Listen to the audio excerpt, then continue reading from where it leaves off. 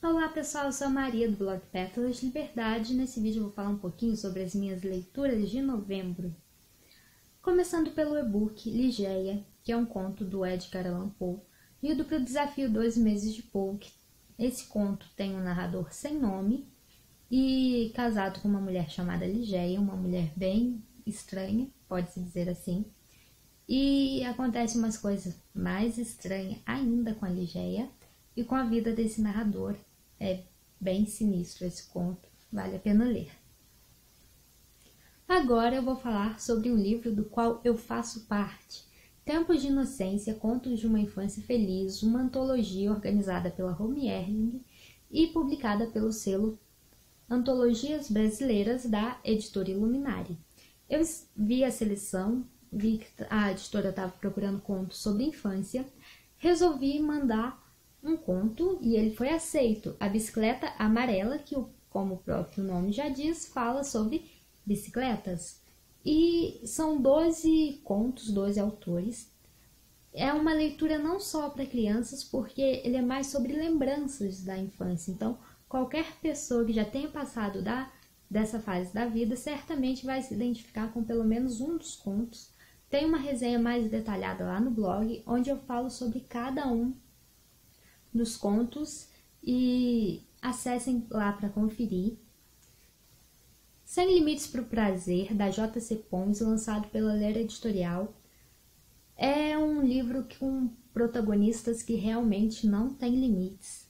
E a história, que era um romance erótico, acaba indo para um lado totalmente imprevisível e se tornando uma espécie de drama. Vocês não conseguem imaginar o que acontece nessa história com os personagens. E quando você acha que já descobriu tudo, ainda vem mais uma surpresa. Então, apesar de ser um livro grandinho, é uma leitura em nenhum momento fica parada, porque acontece bastante coisa. Falando em leitura parada, temos aqui A Cidade Perdida, do Pedro Terron, lançado pela Primavera Editorial. É o primeiro volume da trilogia Caliste. E foi diferente do que eu imaginava, porque eu imaginava uma história com muito mais ação, porque conta sobre o Rune, que vive se metendo em situações complicadas, a última num submarino, e ele quase morre lá. Mas ele é salvo e continua investigando o fundo do mar, acaba descobrindo uma coisa sobre vidas passadas, sobre os sonhos que atormentam ele, os pesadelos. E a história, ela é interessante, essa parte de descobrir sobre a cidade perdida. Uma leitura que eu gostei tanto que eu já estou com o segundo volume, porque eu quero descobrir o que mais vai acontecer até que na cidade perdida, ou se as 7 estrelas vão ser encontradas, esse tipo de coisa.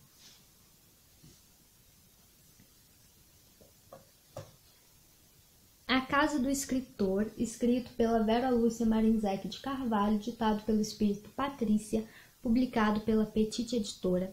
Faz parte de uma série.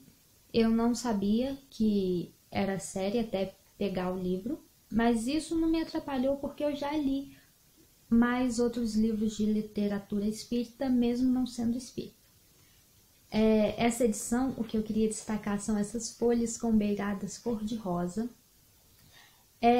A autora fala que para um espírito e para um médium serem escritores de livros desse gênero, não é assim do nada. Tem um lugar, uma casa do escritor no plano espiritual, onde eles aprendem sobre o assunto.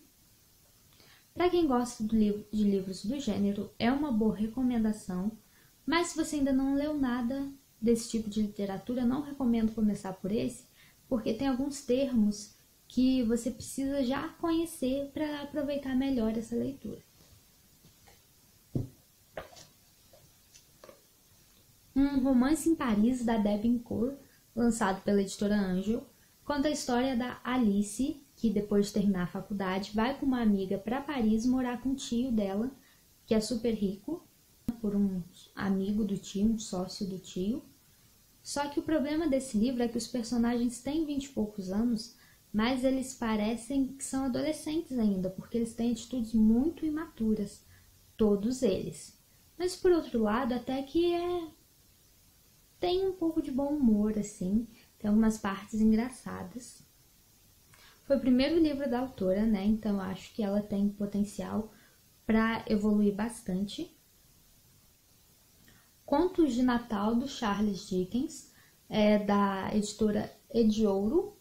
Foi um livro que já estava na minha estante há um tempo.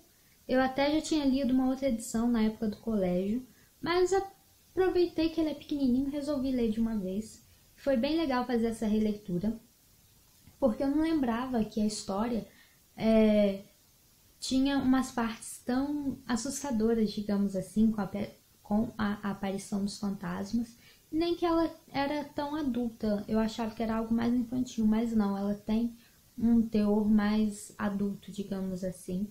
Foi uma leitura que valeu bastante a pena ler para repensar sobre o valor do Natal, sobre como a gente trata as pessoas, como a gente deve ser. Essa edição aqui tem umas ilustrações, ó.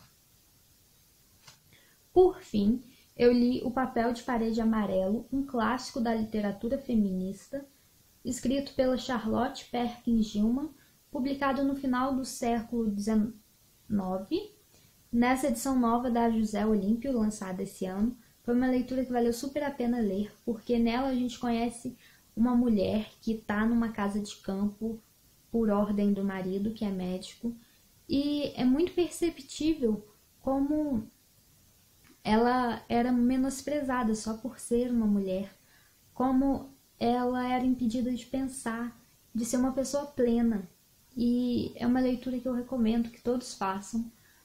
Ela pode ser vista também como uma história ao estilo no mesmo estilo dos contos do Edgar Allan Poe, mas ela é uma reflexão sobre loucura, sanidade, sobre como a sociedade infantilizava, menosprezava as mulheres para que elas não fossem plenas. Então, essas foram as minhas leituras de novembro, além, é claro, do meu livro.